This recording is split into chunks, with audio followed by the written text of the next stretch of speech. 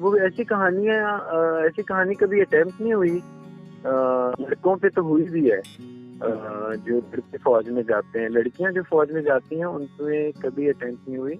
तो ये एक रीजन था, अट्रैक्शन थी मेरे लिए, it's a new story to attempt. लेकिन उतनी चैलेंजिंग भी थी, जाहिर है कि 5 से 6 लड़कियों की जर्नी है जो कि डिफरेंट इलाकों से आती हैं और फौज में अपनी जगह बनाती हैं।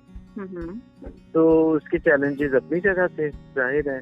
तो वो शूटिंग 80% आउटडोर, तो वो सारे मसाइल अपनी जगह। लेकिन आप सारे मसाइल को एक्सेप्ट कर लेते हैं जब आप ये समझते हैं कि something worth taking a chance. तो वो सजल को हमने वो मतलब शूट करते भी देखा या इस तरह से। तो लड़कियों के लिए क्या कोई आप लोगों ने ट्रेनिंग का एहतमाम किया था या क्या? बिल्कुल, ट्रेनिंग वहाँ पे लड़कियों की ट्रेनिंग साथ होती।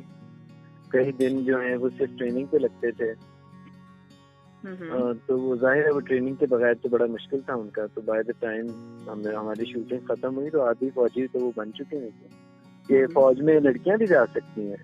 तो उसके बाद लड़कियां सोचेंगी कि हम फौज में क्यों नहीं जाती, हमें जाना चाहिए। इसकी शूटिंग पूरे पाकिस्तान में हुई है। अच्छा, समझ में आप, लाहौर में, कराची में, इस्लामाबाद में, पेशावर में, बलूचिस्तान में। इसके ऊपर प्रोड्यूसर ने बड़ी मेहनत की है। सना शाहनवाज में, हुमायूं सईद में, जो प्रोड्यूसर्स हैं इसके। और इसमें ISPR ने हमारी बड़ी हेल्प की है। इसमें PM ने, जो पाकिस्तान मिलिट्री अकेडमी है, उन्होंने हमारी बहुत सपोर्ट किया है, क्योंकि वहाँ पे हमने 70 डेज शूट किए, 75। ठीक है। तो आई थिंक इन सबने बहुत, उनके सबको सबके लिए पैशन था।